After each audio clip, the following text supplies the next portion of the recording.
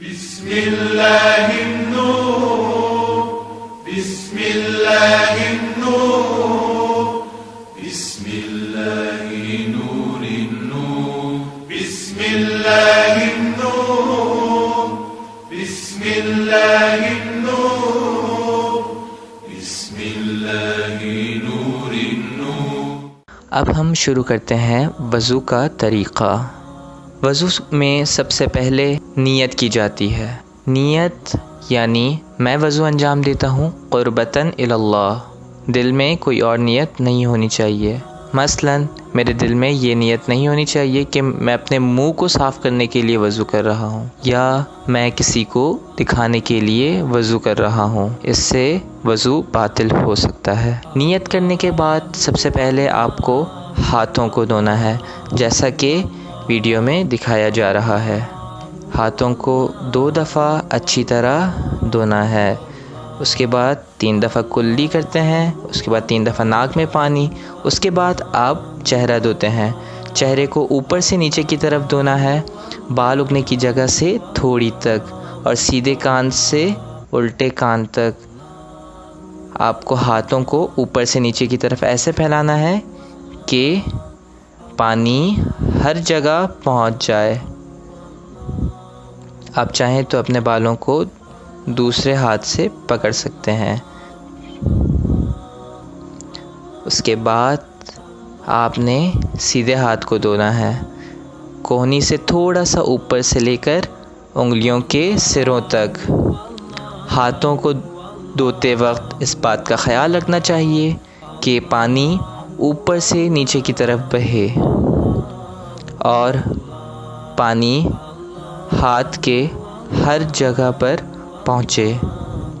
سیدھے ہاتھ کو دھونے کے بعد آپ کو الٹے ہاتھ کو دھونا ہے، اور جیسا آپ نے سیدھا ہاتھ دھویا ہے اسی طرح آپ کو الٹے ہاتھ کو دھونا ہے۔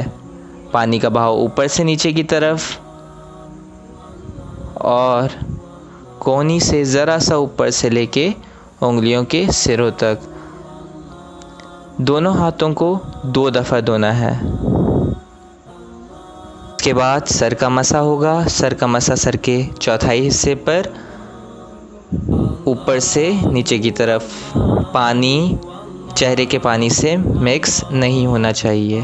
اس کے بعد سیدھے پیر کا مسح سیدھے ہاتھ سے انگلیوں کے سروں سے لے کے ٹخنوں تک۔ اس کے بعد الٹے پیر کا مسح الٹے ہاتھ سے پیروں کی انگلیوں سے لے کر ٹخنوں تک۔ اس کے بعد اب کچھ ایسی صورتوں کا ذکر کیا جائے گا جہاں آپ کا وضو باطل ہو سکتا ہے۔ سب سے پہلے چہرے کو دھوتے وقت اگر آپ کے چہرے پر بینڈیج لگی ہوئی ہے تو وضو نہیں ہوگا۔ اس کے علاوہ چہرے کو دھوتے وقت اگر آپ پانی کو نیچے سے اوپر کی سمت لے جائیں تو وضو نہیں ہوگا۔ اس کے بعد اگر آپ کسی حصے کو دھونا بھول جائیں، فار ایگزامپل ماتھے کو، تو وضو نہیں ہوگا۔ اب ان حالات کو ڈسکس کرتے ہیں جس میں آپ ہاتھ دھوتے وقت غلطی کر سکتے ہیں۔ سب سے پہلی صورت کہ آپ ہاتھ دھوتے وقت کسی حصے کو دھونا بھول جائیں یا آپ کم دھوئیں، مثلاً کوہنی کے اوپر سے نہ دھوئیں۔ دوسری صورت اگر آپ کے ہاتھ پہ بینڈیج لگی ہوئی ہے تو آپ کا وضو نہیں ہوگا۔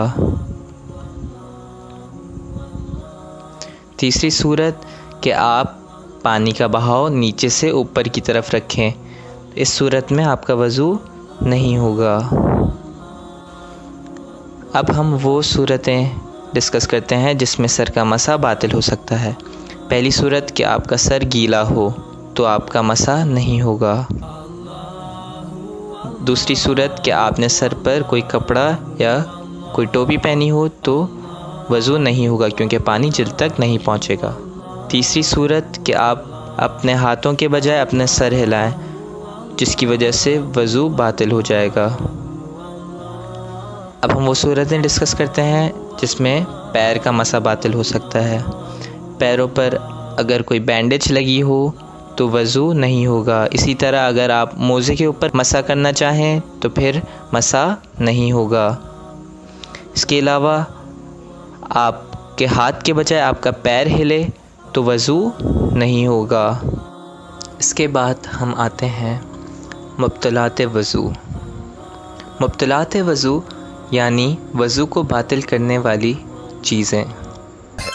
پیشاب، پیخانہ، ریا خارج ہونا، نیند، ایسی حالت جن میں عقل زائل ہو جاتی ہے جیسے دیوانگی، مستی یا بے ہوشی، اور حالت جنابت.